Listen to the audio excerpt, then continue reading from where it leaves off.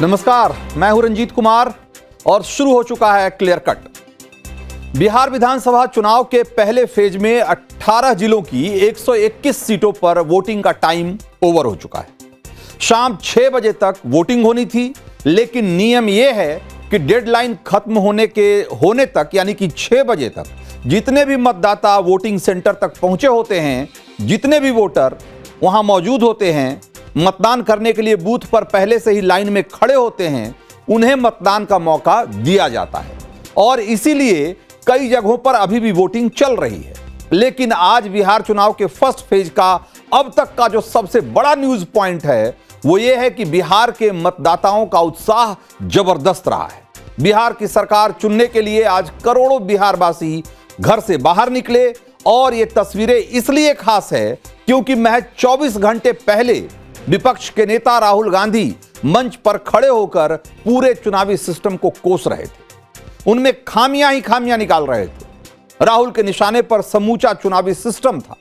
Rahul Gandhi vote चोरी का मुद्दा उठा रहे थे, चुनाव आयोग की निष्पक्षता पर सवाल खड़े कर रहे थे।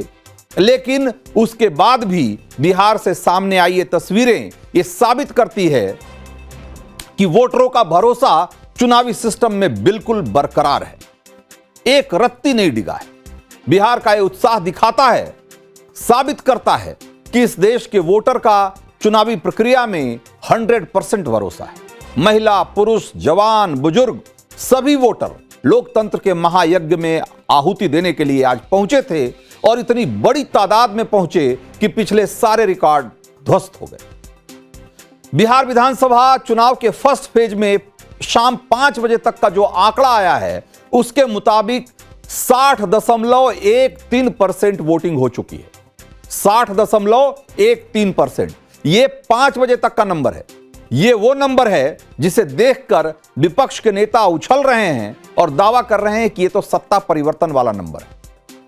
और माना भी यही जाता है कई बार कि अगर ज्यादा वोटिंग हो रही है तो इसका मतलब यह होगा कि लोग सरकार बदलने के लिए निकले, ये बदलाव के लिए वोटिंग है।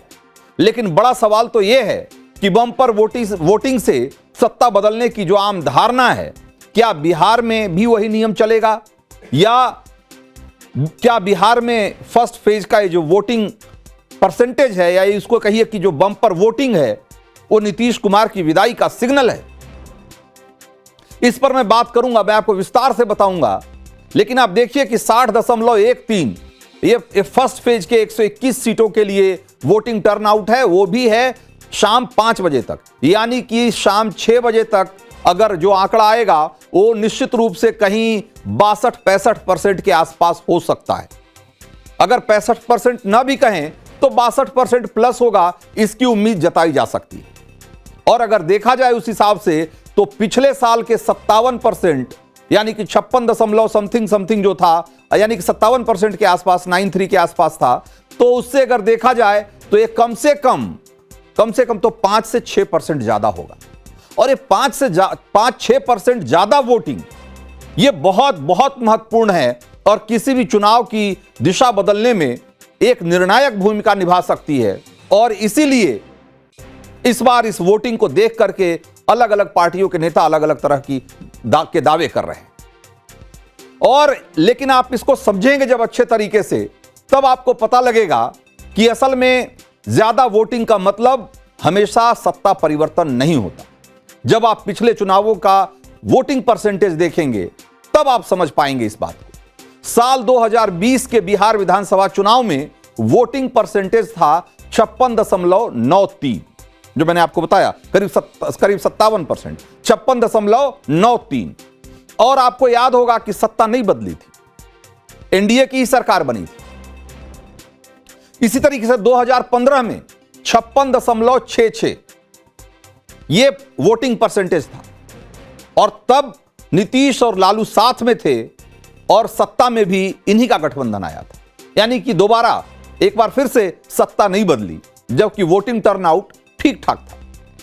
साल 2010 में भी वोटिंग हुई और उस साल वोटिंग परसेंटेज था 52.73% और उस साल भी सत्ता परिवर्तन नहीं हुआ, नीतीश कुमार ही सीएम बने थे फिर। लेकिन 2005 में 2 बार जब चुनाव हुए तो पहली बार फरवरी में जिसमें वोटिंग परसेंटेज 46.5 था, यानी कि 46.5% था, उसमें किसी पार्टी को बहुमत नहीं मिला था।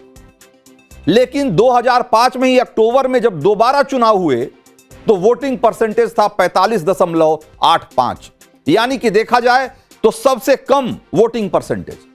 लेकिन इसका नतीजा था कि सत्ता बदल गई। 15 साल की लालू राबड़ी की सत्ता को बेदखल करके उनको और नीतीश कुमार सीएम बने थे। यानी ज्यादा वोटिंग का मतलब सत्ता परिवर्तन, यह बात आप बिहार के बारे में पक्के तौर पे नहीं कह सकते। उल्टे कम वोटिंग में सत्ता परिवर्तन का खतरा कहीं ज्यादा रहता है। यह हमने आपको आंकड़े के जरिए दिखाया। एक और उदाहरण देख लीजिए। साल 2000 में जब झारखंड नहीं बटा था तब भी प्रचंड वोटिंग हुई थी। 62.57% वोट पड़े थे और आरजेडी फिर से जीत कर आई थी। यानी कि यहां जब लालू प्रसाद यादव की सरकार थी और जब खूब बंपर वोटिंग हुई थी तब भी सत्ता परिवर्तन नहीं हुआ था बिहार में। और उससे पहले 1995 में 61.79% वोट पड़े थे और लालू प्रसाद यादव फिर से जीत के आए थे।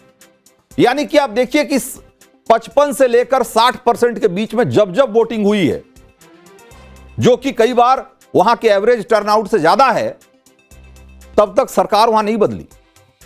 इसलिए बिहार में बम्पर वोटिंग को लेकर अगर कोई चुनावी पंडित किसी तरह का आकलन करता है तो दावे के साथ ये नहीं कह सकता कि सरकार बदल ही जाएगी, क्योंकि यहां सत्ताधारी पार्टी को सत्ता में बनाए रखने के लिए बम्पर वोटिंग का ट्रेंड रहा है। तो एक तरह से बिहार में बम्पर वोटिंग का मतलब एंटी इनकम्बेंसी नहीं होता, बल्कि यूं कहिए कि प्रो इनकम्बेंसी होता है। हालांकि यहां एक और बात गौर करने वाली है कि साल 2000 के पहले बिहार में बूथ कैप्चरिंग से लेकर और बूथ लूट तक ये सारी घटनाएं बहुत आम थी। लेकिन चुनाव आयुक्त टीएन शेषन के दौर में जब सख्ती बरती गई तो माना जाता है कि इस वजह से 2000 के बाद जो चुनाव हुए उसमें वोटिंग परसेंटेज कम हो गई और प्रो इनकम्बेंसी में भी ज्यादा वोटिंग का ट्रेंड सिर्फ बिहार में नहीं रहा है, और भी बहुत सारे जगहों पर रहा है। और अगर आप देखेंगे तो नेशनल लेवल पे भी रहा है, राष्ट्रीय स्तर पर भी यह ट्रेंड दिखा है। 2014 में 66.44% वोटिंग हुई जनरल इलेक्शन में और केंद्र में सत्ता बदली।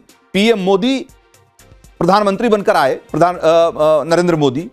लेकिन 2019 में देखिए कहीं ज्यादा वोटिंग हुई, 67.4%, और ज्यादा वोटिंग के बावजूद मोदी 300 से ज्यादा सीटें जीतने में कामयाब हो गए। इस बार बिहार में बम्पर वोटिंग की और भी बहुत सारी वजह हैं और उसको समझने की जरूरत है कि बम्पर वोटिंग अगर हो रही है तो क्यों हो रही है। प्रो इनकम्बेंसी है नहीं है ये कोई नहीं कह सकता जब तक उसके नतीजे ना आ जाएं।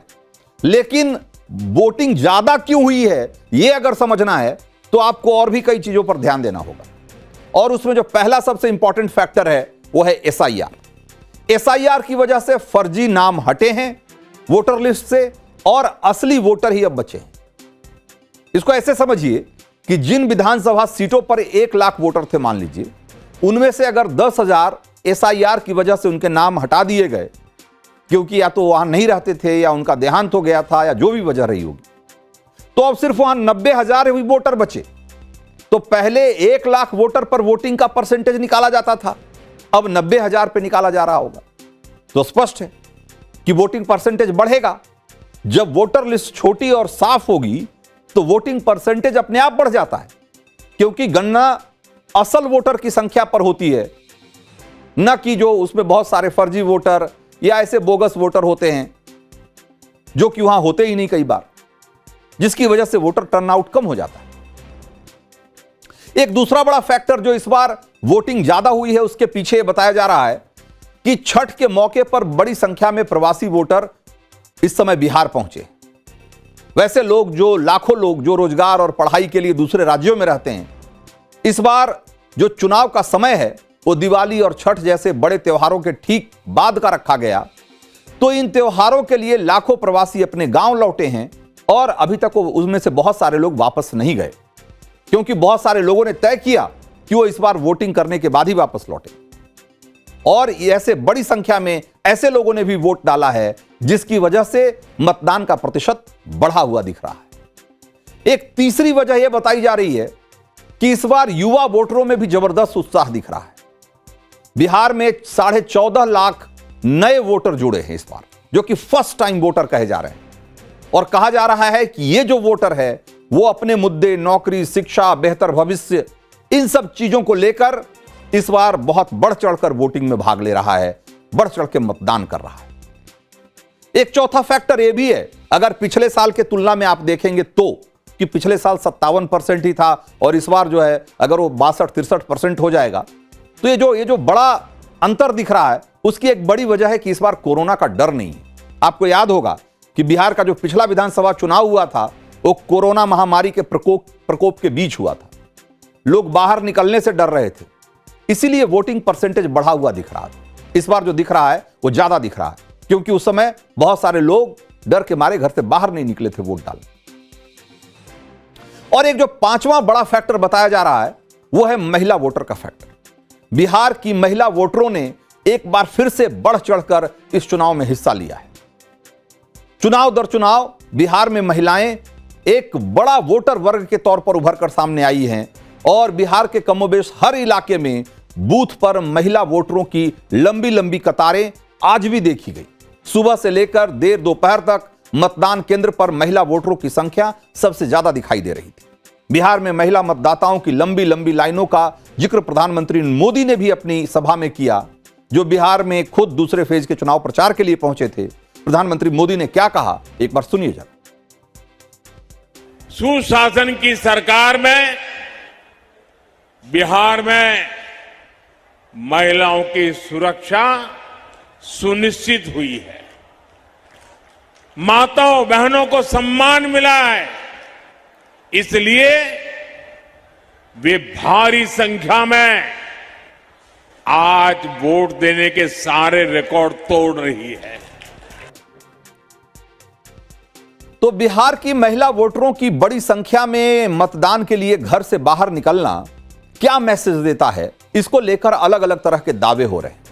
लेकिन आंकड़ा यह कहता है कि पिछले चुनाव में 167 सीटों पर महिलाओं ने बंपर वोटिंग की थी। इनमें से 99 सीटों पर एनडीए जीती थी। जहां पुरुषों ने बंपर वोट डाले वहां एनडीए उम्मीदवार पीछे थे। ऐसी 26-27 सीटें ही एनडीए के खाते में गई थी, जहां पर कि महिलाओं की तुलना में पुरुषों ने ज्यादा वोट डाला था। बाकी जो हमने आपको बताया आंकड़ा कि जहां महिलाओं ने ज्यादा वोट डाले, उनमें से 167 में से 99 पे एनडीए ने जीत दर्ज की थी। अब इस बार भी महिला जो वोटर का टर्नआउट है अगर ज्यादा होता है तो क्या नतीजा लेकर आएगा सामने, आप इसका अंदाजा लगा सकते हैं। वैसे बिहार में वोट करने के मामले में महिला वोटर पुरुषों से हाल फिलहाल के सभी चुनावों में काफी आगे रही। 2020 विधानसभा चुनाव में पुरुषों का जो वोटिंग परसेंट था वो 54.45% था, लेकिन महिलाएं 59.69%, यानी कि करीब करीब 5% से भी ज्यादा देखा जाए तो अंतर था महिला और पुरुष के मतदान में। महिलाओं ने पुरुषों के मुकाबले 5% ज्यादा वोटिंग की।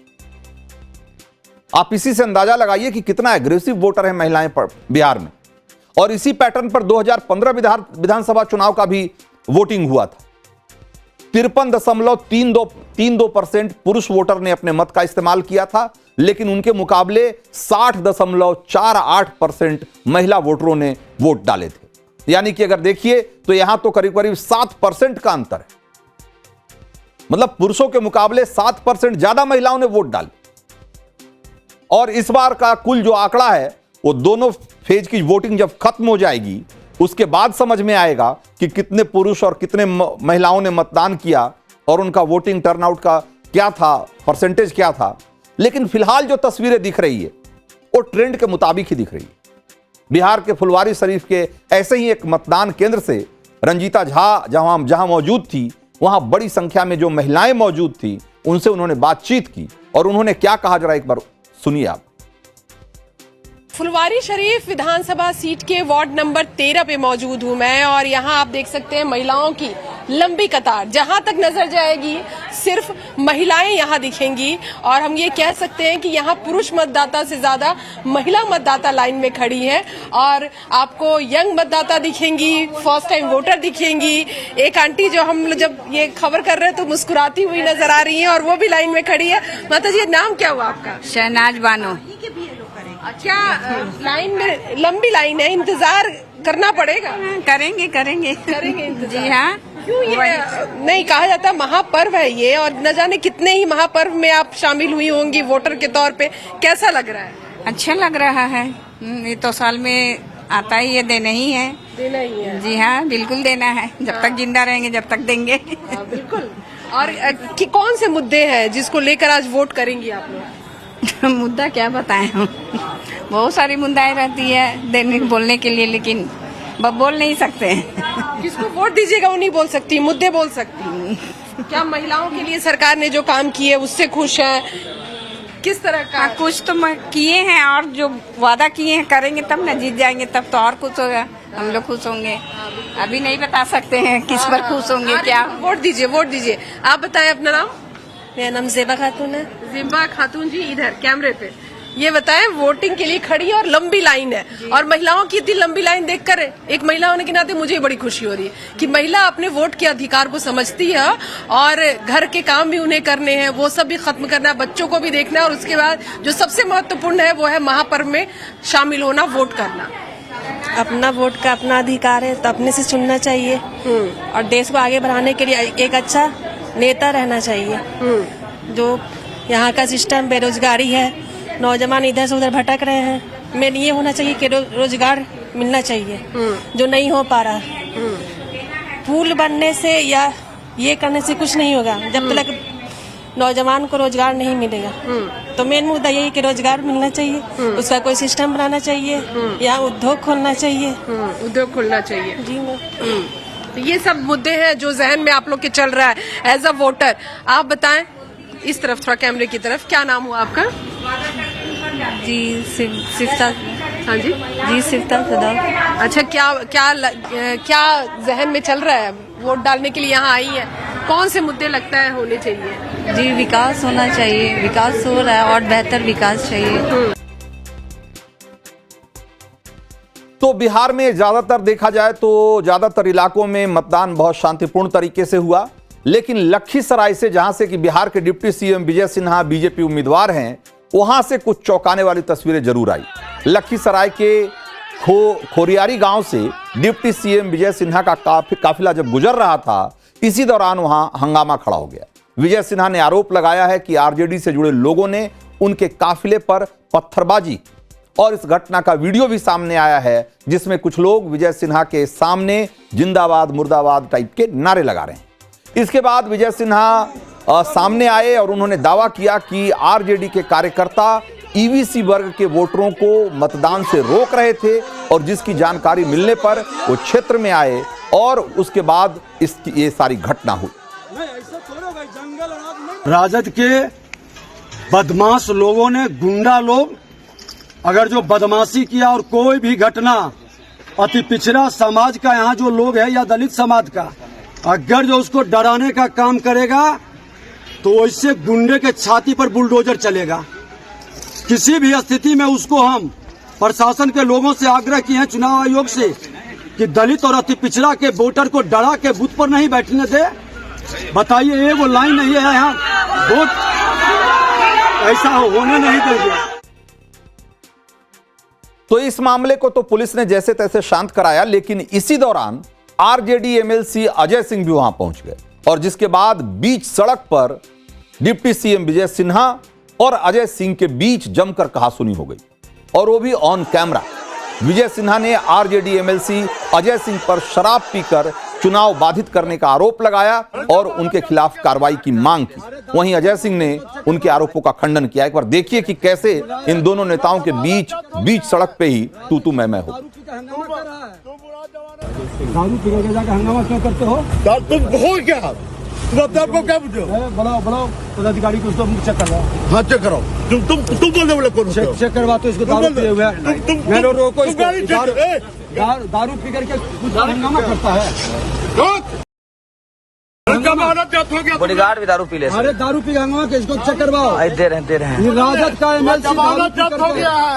राजद का दारू पी के हंगामा कर रहा है। तुम बुरा जमानत जब्त हो गया। दारू पी के अभी भी दारू पिए हुए हैं। अभी नदियामा से लोग अरे तुम सारे पापी कहाँ से ये इलाका में आ गए? दारू पी करके फिर तुम सब चढ़ा हुआ है। और ना तो तुम ऐसा उतार देंगे। 14 तारीख को उतार देंगे। 14 तारीख को रिजल्ट में। और धमकी मत दो, तुम्हारे जैसा जब कितना अरे गुंडा छोड़ो, बनता है। छोड़ो। राजद के गुंडा को छोड़ो। हम ठीक कर, राजद के गुंडा को छोड़ो। हम ठीक कर देंगे। बोलो रे। राजद के गाड़ी गुंडा फेंकते हो, को कर देंगे। गाड़ी फेंकते हो। गाड़ी नहीं छेकता, गाड़ी गाड़ी फेंकते हो। दारू अरे पी गाड़ी करके फेंकते हो। दारू पी के गुंडा कर रहे हो। ये दारू पिए हुए गुंडा कर रहा है। राजद का एमएलसी है, ये राजद का एमएलसी गुंडा कर रहा है। अरे कुछ नहीं, तुम जब हो अरे गया राजद रिजल्ट हो का गया। अरे छोड़ो, चुनाव हार गए। बखलाहट है, चुनाव हार गए। चलिए बखलाहट है। इसीलिए दारू पी के ये लोग बखलाहट है, बखलाहट। उनके बूथ पर क्यों गए हंगामा करने? अरे तुम्हारा गुंडा कब्जा कर रहा था, जो लाखों रुपया पकड़े। सबसे बड़ा गुंडा तो तुम हो कि गुंडे करते हो जाके दारू पी के। कब्जा करना चाह रहा था, नहीं होने दिए। कब्जा होने नहीं दारू दिए। पी करके क्यों दारू पी के जाने का ये उचित नहीं है। क्या है कि इनके गुंडा कब्जा करना गंदा चाहते हैं। गुंडा तो तुम्हारा आप लोग। ये सरकारी देख लीजिए कितना जबला लेकर चल रहा है। इनको राइट है जबला लेकर चलने का। आपको राइट है जो बूथ पर जाकर गुंडे करिए। अभी नदियामा में घेरे हुए लोग हैं। नदियामा में कैसे घेर लेता आपको? अरे रुकिन हाँ नदियामा में कुड़गांव वाला घेर लेता, अभी हमको बुलाया है। अरे भाई ये सुनिए, आप देख लिए कि कौन गुंडे कर रहा है। गाड़ी ठेक के हमारा गाड़ी को रोका है। गुंडे करते दारू पी करके, इनका जांच करवाइए। तुम कौन होता है जांच करने? जांच होगा, तुम होता आपका कौन हो? जांच होगा। जांच में शासन करेगा रे। जांच प्रशासन से ही मांग कर रहे हैं दारू पी करके। मांग करो। शराबबंदी है और दारू पी करके गुंडे कर रहा है बूथ पर जाकर के। मांग करो। देखिए गुंडे के, देखिए दारू पी के महक रहा है, मुंह डक डक मुख महक रहा है। अरे लगाने दीजिए ने, इनका काम है दिन भर झूठे बोलना। ये डक डक मुख महक रहा है दारू पिए हुए। देखिए दारू पी के डक डक मुख महक रखा है। अरे महुआ महुआ दारू पिया या कोई दारू पियो, दारू दारू है। तो बिहार चुनाव के फर्स्ट फेज में हंगामा सिर्फ सड़क पर ही नहीं दिखाई दे रहा है, बल्कि सोशल मीडिया पर भी लड़ाई चल रही है। और आरजेडी ने अपने ऑफिशियल सोशल मीडिया हैंडल से एक वीडियो शेयर करते हुए दावा किया कि मुजफ्फरपुर जिले के साहिबगंज विधानसभा में बूथ संख्या 147 पर वोटर जब तक पहुंचे तो वहां कहा गया कि तुम्हारा वोट गिराया जा चुका है, यानी कि तुम्हारा वोट पड़ चुका है। आप पहले आरजेडी की तरफ से शेयर किए गए दावे को देखिए और फिर आपको बताते हैं कि इस दावे की चुनाव आयोग ने कैसे हवा निकाल दी। तो ये तो तेजस्वी यादव की पार्टी की तरफ से किया गया दावा है, लेकिन चुनाव आयोग ने फौरन ही सोशल मीडिया पर इस दावे की सच्चाई भी बता दी। चुनाव आयोग ने स्पष्ट लिखा कि सभी संबंधित मतदाताओं द्वारा सुगमता से मतदान किया गया है। आप एक बार सुनिए कि चुनाव आयोग की तरफ से क्या कहा गया। वीडियो ठीक से ठीक है सर। नाम बताइए। शौकत अली। हाथ दिखाइए। हाँ सर देखिए। इलेक्शन हो गया आपका? हाँ हो गया। वोटिंग हो गया? हाँ हो गया। कोई दिक्कत नहीं है? जी नहीं कोई दिक्कत आप नहीं। अपना नाम बताइए। मोहम्मद इरफान। हाथ दिखाइए। वोटिंग हो गया? कोई परेशानी नहीं? आप अपना नाम बताइए। हाथ दिखाइए। वोटिंग हो गया? कोई परेशानी नहीं है? शांतिपूर्ण था, गलत फहमी की वजह से प्रॉब्लम हो जी सब जी क्लियर हो हाँ गया? सब क्लियर। कोई दिक्कत नहीं? नहीं कोई। संतुष्ट हैं आप लोग? जी हाँ ठीक है, धन्यवाद। वीडियो ठीक से ठीक है सर। नाम बताइए। शौकत अली। हाथ दिखाइए। हाँ सर देखिए। तो पहले इसी वीडियो को दिखाकर, इन्हीं तीनों लोगों के वीडियो दिखाकर कहा गया कि जिसमें कहते हुए सुनाई दे रहे हैं कि भाई हमारा वोट तो गिर गया है, हम जैसे ही गए तो हमें बताया गया कि हमारा वोट डाल दिया गया है। अब ये बाद में यही लोग कह रहे हैं कि नहीं हमें कोई दिक्कत नहीं, हमने वोट डाला और जाके हमें कोई दिक्कत नहीं। यानी कि इसका मतलब है कि तब तक इनका वोट नहीं गिरा होगा। हालांकि इनको क्या कहा गया नहीं कहा गया ये अपने आप में एक बड़ा सवाल है और किसने कहा उस पर भी जांच होनी चाहिए, बात होनी चाहिए। लेकिन बाद में जब चुनाव आयोग जब इनको तीनों को सामने लेकर आई जब चुनाव आयोग, तो उन्होंने कहा कि भाई इन्होंने अपना वोट जाकर डाला है, दिखाया गया, इनकी उंगलियों पर स्याही भी लगे हुए हैं। तो इस तरीके से आज दिन भर रस्साकसी चलती रही। लेकिन बिहार चुनाव में जो इस समय बहुत बड़ी बात जिसकी सबसे ज्यादा चर्चा है, एक तो ये कि ज्यादा वोटिंग टर्नआउट और दूसरा हर बूथ पर पुरुषों के मुकाबले महिलाओं की लंबी लंबी जो कतार लगी हुई दिखाई दी। इन दोनों बातों की बहुत चर्चा है और इस पर चर्चा करने के लिए हमारे साथ साकेत कुमार हमारे सहयोगी और अरुणिल दोनों जुड़े हुए हैं। साकेत, सबसे पहली बात तो ये कि ये जो इतनी बड़ी संख्या में लोग निकल कर आए बूथ तक, इसकी बड़ी वजह आप क्या देख रहे हैं और लोग वहां किस किस तरह के दावे कर रहे हैं? लोग क्या कह रहे हैं कि इस ज्यादा वोटिंग टर्नआउट का मतलब क्या हो सकता है? देखिए, बिल्कुल सबसे अहम जो इस पूरे जिस तरह से आज वोटर्स बाहर निकले हैं और बड़ी संख्या है आज, देखिए जो कि बिहार में जब भी चुनाव हुआ है तो 50% के आसपास ये वोटिंग परसेंटेज रहा है, लेकिन अभी 5 बजे तक का वोटिंग परसेंटेज जो चुनाव आयोग ने दिया है वही 60% से ऊपर दिखा रहा है। तो ऐसे में सबसे अहम जो माना जा रहा है कि चूंकि छठ का पर्व बीता है और जैसा हम लोग भी लगातार वो खबर दिखा रहे थे कि लोग ये कह रहे थे कि अब जब छठ में वो आए हैं तो वो वोट करके जाएंगे, और सबसे बड़ी वजह एक उसके पीछे यही है।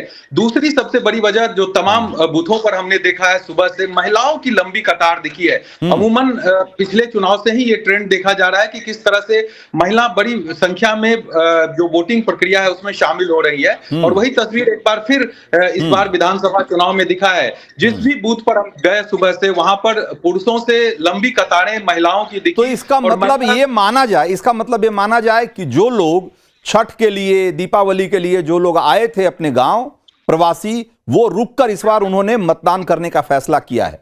तो एक बड़ी वजह यह हो सकती है कि इस बार वोटिंग टर्नआउट ज्यादा है। दूसरी जो बड़ी वजह बताई जा रही है कि जो एसआईआर हुआ उसकी वजह से जो बोगस मतदाता थे या ऐसे मतदाता थे जो कि किसी वजह से वहां नहीं रहते हैं, जिनका देहांत हो चुका है या एब्सेंटी हैं, उनके नाम हटा देने की वजह से भी इस बार वोटिंग टर्नआउट संभवतः बढ़ गया होगा। और भी बहुत सारी वजह हो सकती है।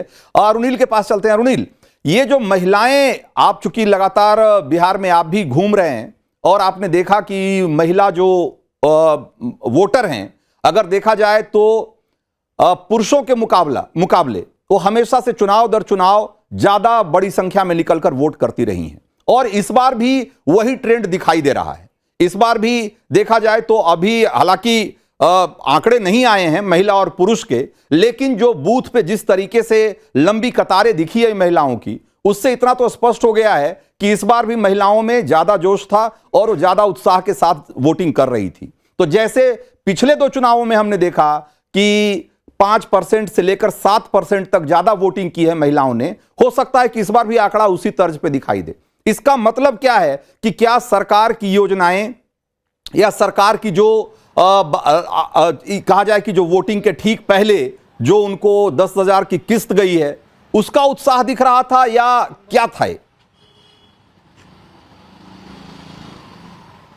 चुनाव आयोग ने अभी ये कहा है कि एक ऐतिहासिक वोटर टर्नआउट होने वाला है बिहार में। अभी तक ऐसा वोटर टर्नआउट नहीं देखा गया है, ऐसा चुनाव आयोग ने बोला है। 5 साल पहले 2020 में करीब 57% वोटर टर्नआउट हुआ था। इस बार 5 बजे तक ही, जैसे साकेत भी बोल रहे थे कि वो संख्या 60 से पार हो गई है, 60% के पार हो गई है। तो अगर क्या युवा ज्यादा आ रहे हैं, क्या युवाओं ने ज्यादा तौर पर पोलिंग बूथ पर आए हैं, या महिलाएं आ रहे हैं, जैसे साकेत बता रहे थे, अगर महिलाएं आ रही है तो क्या वो जीविका दीदी द्वारा जो 10,000 रुपये दिए गए थे नीतीश कुमार सरकार के तरफ से, क्या उसका एक इम्पैक्ट देखने मिल सकता है? और वो इम्पैक्ट अगर देखने मिला तो फिर वो एनडीए के लिए ज्यादा फायदेमंद रह सकता है। अगर युवा ज्यादा आ रहे हैं तो क्या युवा एक चेंज के लिए बाहर आना चाह रहे हैं? क्या उन्होंने तो जंगल राज नहीं देखा होगा, और जैसे बार बार तेजस्वी यादव ये कह रहे हैं कि मुझे एक चांस दो, यहाँ पर मैं बिहार को नंबर 1 बनाना चाहता हूं, तो क्या युवा भी बाहर ज्यादातर आ रहे? किसके तरफ इसका रुझान जाएगा? ये कयासबाजी जो है वो 14 नवंबर तक चलती रहेगी। अरुणिल और साकेत बहुत बहुत शुक्रिया आपका। और ये कयासबाजी 14 नवंबर तक इसलिए चलती रहेगी क्योंकि दूसरे फेज की वोटिंग के बाद जब तक इसकी मतगणना नहीं हो जाता है वोटों का, तब तक आप पक्के तौर पे नहीं कह सकते कि ये जो बड़ी संख्या में लोग वोट डालने के लिए आ रहे हैं वो असल में बदलाव के लिए वोट कर रहे हैं या सरकार जो मौजूदा सरकार है उसको बनाए रखने के लिए वोट कर रहे हैं। तो चलिए आगे बढ़ते हैं अगली स्टोरी की तरफ और आपको ये बताते हैं कि जो नवभारत की एक्सक्लूसिव पड़ताल है उसमें राहुल गांधी के जो आरोप थे कल चुनाव आयोग पर, जो उन्होंने आरोप लगाए और हरियाणा चुनाव में जो धांधली को लेकर आरोप लगाए, उसकी क्या सच्चाई निकलकर सामने आई।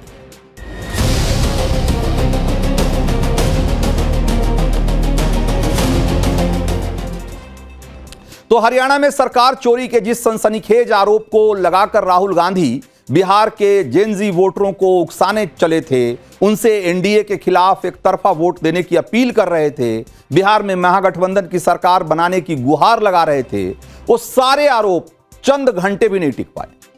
नवभारत के फैक्ट चेक में उनकी पूरी तरह से धज्जियां उड़ गई।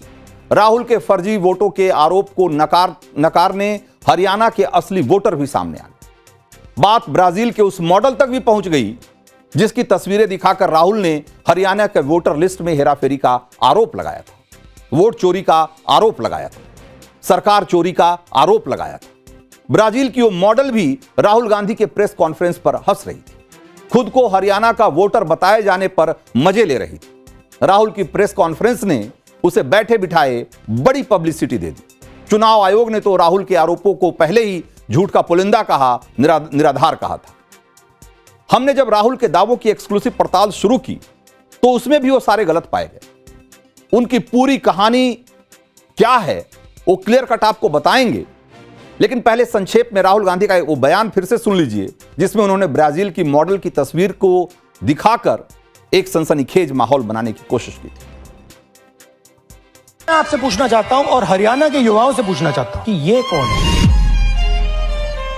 इसकी एज क्या है, ये कहां की है, इसका नाम क्या है, ये आपको बता सकता हूं। कभी इसका नाम सीमा, कभी स्वीटी, कभी सरस्वती। 22 बार 10 बूथ में इसको वोट देने का मौका मिलता है। कहां की है? ब्राजील की है, हरियाणा की नहीं है, हिंदुस्तान की नहीं है, ब्राजील की है, मॉडल है। ब्राजील की महिला 22 बार 10 बूथों में हरियाणा में वोट कर रही है। मैं यूथ से कहता हूं, जेनजी से कहता हूं, हिंदुस्तान के नागरिकों से कहता हूं कि ये जो लोकतंत्र है ये आपका है, ये ना इलेक्शन कमीशन का है, ना नरेंद्र मोदी का है, ना अमित शाह का, ये आपका।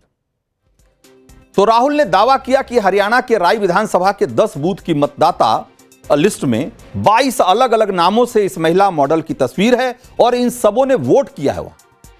इस पर राहुल ने का कंक्लूजन यह था कि ये सारे फर्जी वोटर हैं और इसी आरोप पर उन्होंने पूरी सरकार चोरी करने का इल्जाम लगाया और पूरी स्टोरी खड़ी की उन्होंने। लेकिन नवभारत के रिपोर्टर्स की टीम ने जब राहुल के दावों की पड़ताल शुरू की तो उनके दावों की पोल खुलने लग गई। नवभारत रिपोर्टर मोहित ने जब पिंकी नाम वाले वोटर आईडी कार्ड को ट्रैक करना शुरू किया और हरियाणा के सोनीपत पहुंचे तो इस वोटर आईडी में ब्राजील के मॉडल की तस्वीर के साथ जो घर का पता दिया गया था उसकी पड़ताल करते करते जब वहां पहुंचे तो वहां पर पता चला कि वो जोगिंदर कौशिक का घर है और उनकी पत्नी का नाम पिंकी है और दोनों राय विधानसभा के वोटर हैं।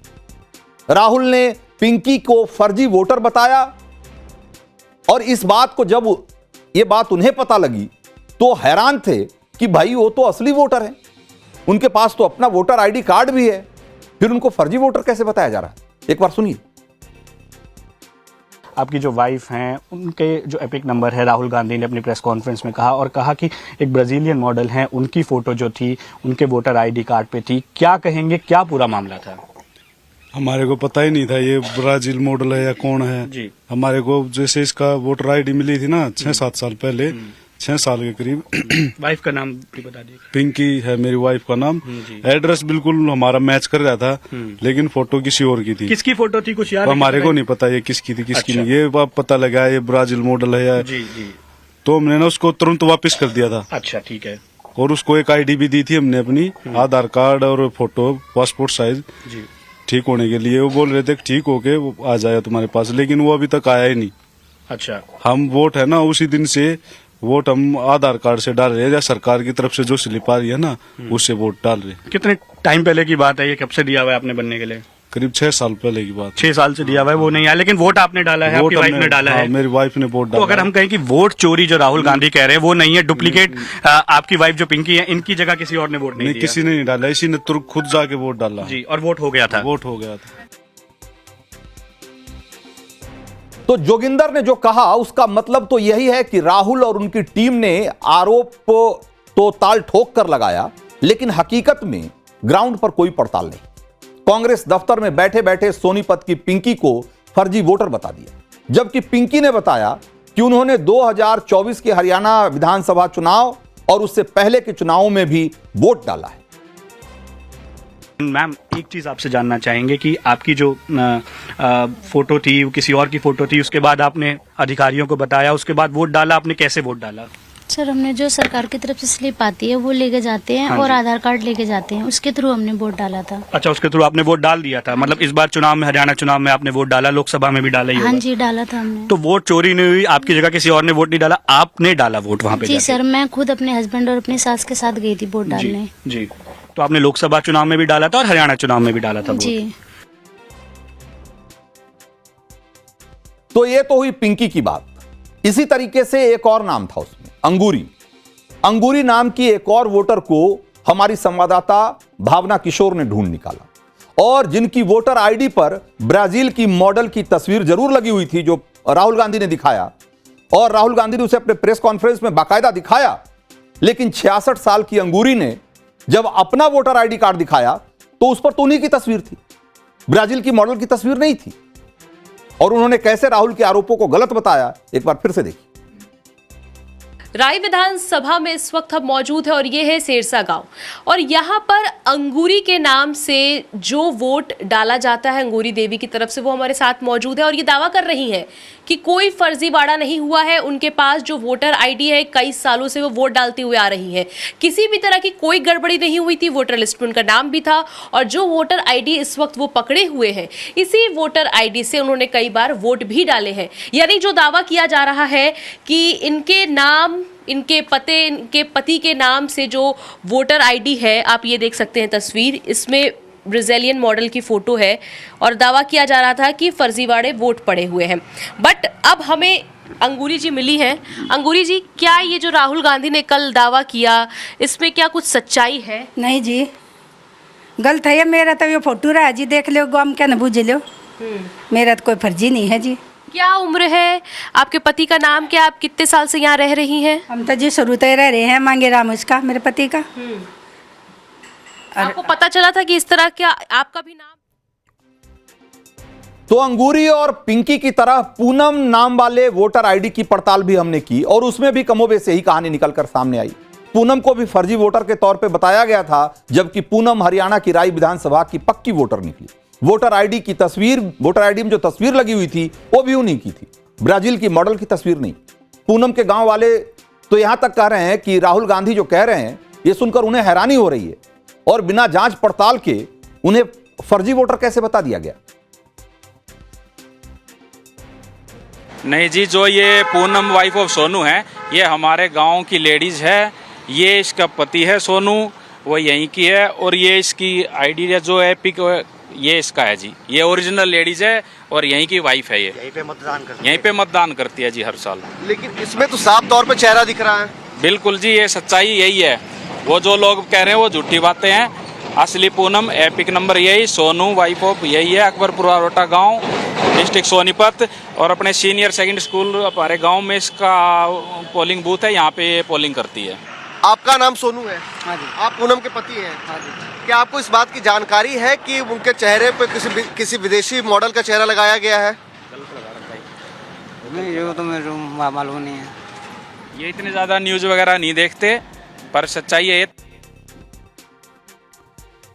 तो राहुल गांधी ने दावा किया कि हरियाणा में 25 लाख इसी तरीके के फर्जी वोटर हैं, और 25 लाख फर्जी वोटर का दावा एक तरीके से पुख्ता करने के लिए उन्होंने 20-25 लोगों के नाम इसी तरीके से पेश किए, और बताया कि इन सब पे जो है ना फर्जी ब्राजीलियन मॉडल की तस्वीर लगा करके फर्जी वोटर तैयार किए गए हैं। भाई, वो जो 25 लाख के दावे की के सबूत के तौर पे जो आपने 25 वोटर के नाम पेश किए, उनमें से 10 के नाम ऐसे हैं जो कि असली वोटर हैं, और उनकी पड़ताल में वो कहीं से भी फर्जी वोटर साबित नहीं हुए। जबकि आप कह रहे हैं, राहुल गांधी कह रहे हैं कि इन्होंने फर्जी तरीके से फर्जी वोटर बना करके इन्होंने मतदान करवाया, जबकि हकीकत यह है कि जिन 25 लाख के दावों को सही साबित करने के लिए 25 लोगों का नाम पेश कर रहे हैं, उनमें से 10 से ज्यादा तो सही साबित हो गए। हो सकता है बाकी की पड़ताल में भी इसी तरीके से वो सही वोटर निकल आए।